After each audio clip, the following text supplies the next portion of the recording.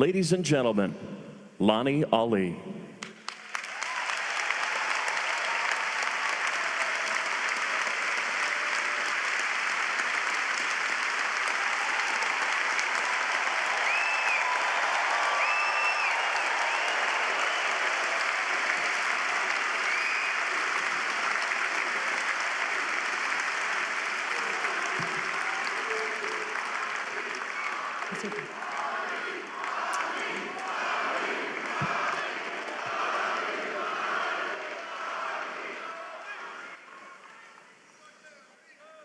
Assalamu alaikum.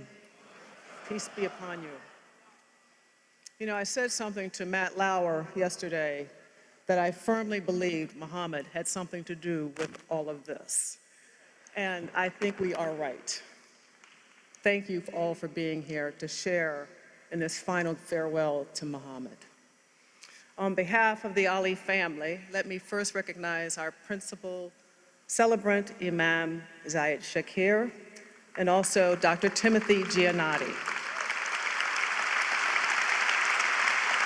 We thank you for your dedication to helping us fulfill Muhammad's desire that the ceremonies of this past week reflect the traditions of his Islamic faith.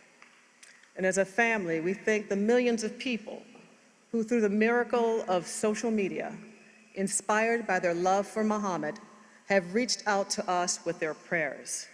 The messages have come in every language, from every corner of the globe.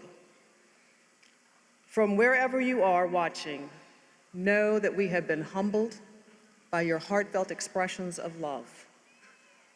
It is only fitting that we gather in a city to which Muhammad always returned after his great triumphs, a city that has grown as Muhammad has grown.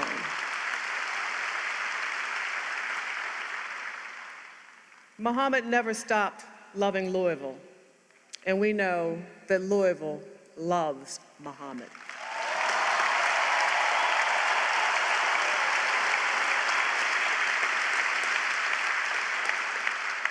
We cannot forget a Louisville police officer, Joe S.B. Martin, who embraced a young 12-year-old boy in distress when his bicycle was stolen.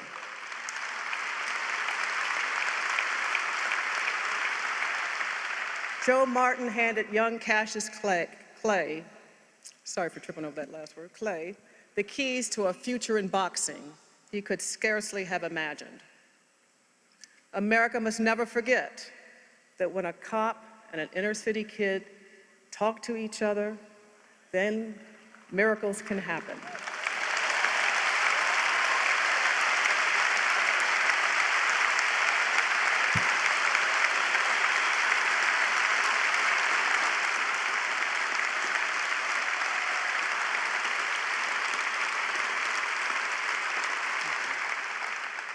Some years ago, during his long struggle with Parkinson's in a meeting that included his closest advisors, Muhammad indicated that when the end came for him, he wanted us to use his life and his death as a teaching moment for young people, for his country, and for the world.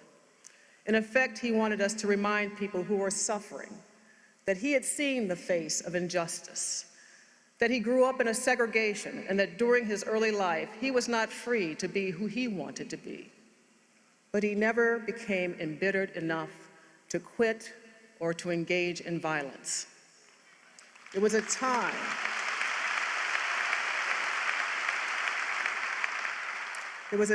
when a young black boy his age could be hung from a tree, Emmett Till in Money, Mississippi in 1955, whose admitted killers went free. It was a time when Muhammad's friends, men that he admired, like Brother Malcolm, Dr. King, were gunned down, and Nelson Mandela imprisoned for what they believed in.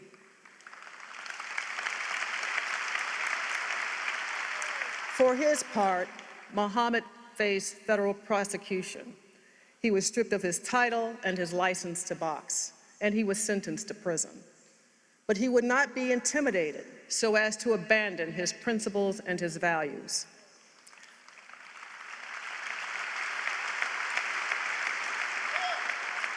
Muhammad wants young people of every background to see his life as proof that adversity can make you stronger. It cannot rob you of the power to dream and to reach your dreams. This is why we built the Muhammad Ali Center, and that is the essence of the Ali Center message.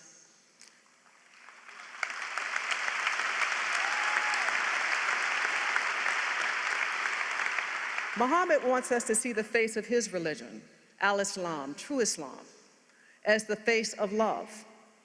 It was his religion that caused him to turn away from war and violence.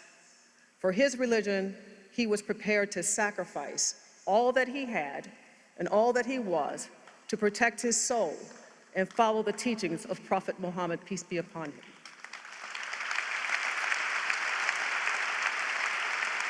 So even in death, Muhammad has something to say.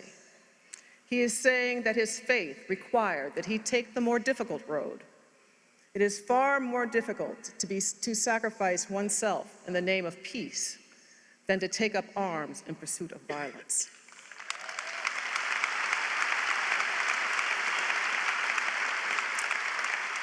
You know, all of his life, Muhammad was fascinated by travel. He was childlike in his encounter with new surroundings and new people. He took his world championship fights to the ends of the earth, from the South Pacific to Europe to the Belgian Congo. And of course, with Muhammad, he believed it was his duty to let everyone see him in person because, after all, he was the greatest of all time.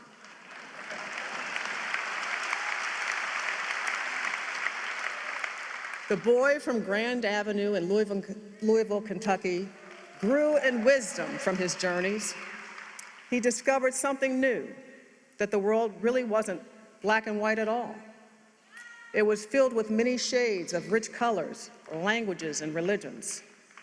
And as he moved with ease around the world, the rich and powerful were drawn to him, but he was drawn to the poor and the forgotten.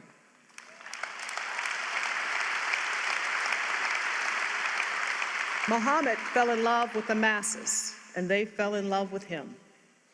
In the diversity of men and their faiths, Muhammad saw the presence of God. He was captivated by the work of the Dalai Lama, by Mother Teresa, and church workers who gave their lives to protect the poor. When his mother died, he arranged for multiple faiths to be represented at her funeral, and he wanted the same for himself. We are especially grateful for the presence of the diverse faith leaders here today, and I would like to ask them to stand once more and be recognized. Thank you.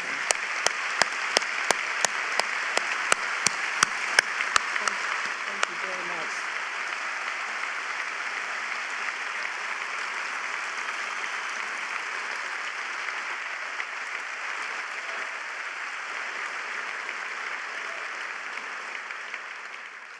You know, as I reflect on the life of my husband, it's easy to see his most obvious talents. His majesty in the ring as he danced under those lights enshrined him as a champion for the ages. Less obvious was his extraordinary sense of timing. His knack for being in the right place at the right time seemed to be ordained by a higher power.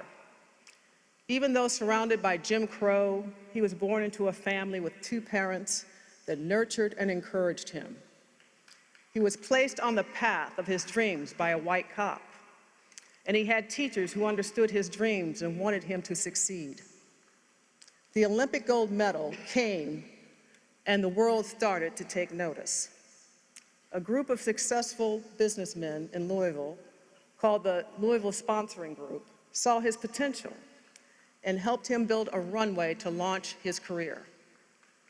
His timing was impeccable as he burst into the national stage, just as television was hungry for a star to change the face of sports.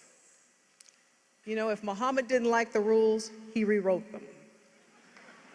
His religion, his name, his beliefs were his to fashion, no matter what the cost. The timing of his actions coincided with a broader shift in cultural attitudes across America, particularly on college campuses. When he challenged the US government on the draft, His chance of success was slim to none.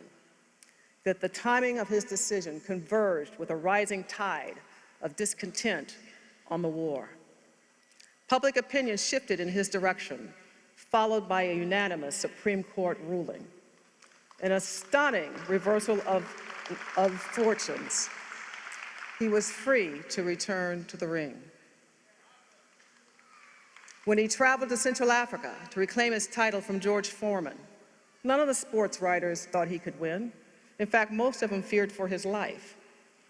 But in what the Africans call the miracle at 4 a.m., he became a champion once more.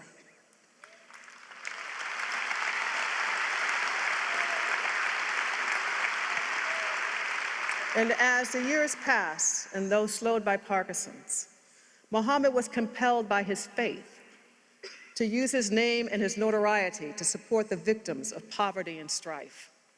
He served as a UN messenger of peace and traveled to places like war-torn Afghanistan. He campaigned as an advocate for reducing the yoke of third world debt. He stunned the world when he secured the release of 15 hostages from Iraq.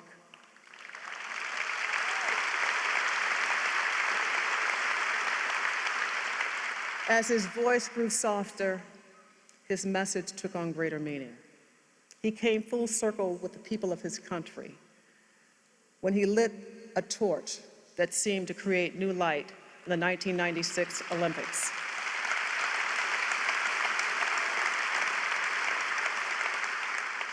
Muhammad always knew instinctively the road he needed to travel. His friends know what I mean when I say he lived in the moment. He neither dwelled in the past nor harbored anxiety about the future. Muhammad loved to laugh, and he loved to play practical jokes on just about everybody. He was sure-footed in his self-awareness, secure in his faith, and he did not fear death. Yet his timing is once again poignant. His passing and its meaning for our time should not be overlooked. As we face uncertainty in a world and divisions at home, as to who we are as a people, Muhammad's life provides useful guidance. Muhammad was not one to give up on the power of understanding the boundless possibilities of love and the strength of our diversity. He counted among his friends people of all political persuasions, saw truth in all faiths and the nobility of all races, as witnessed here today. Muhammad may have challenged his government, but he never ran from it or from America.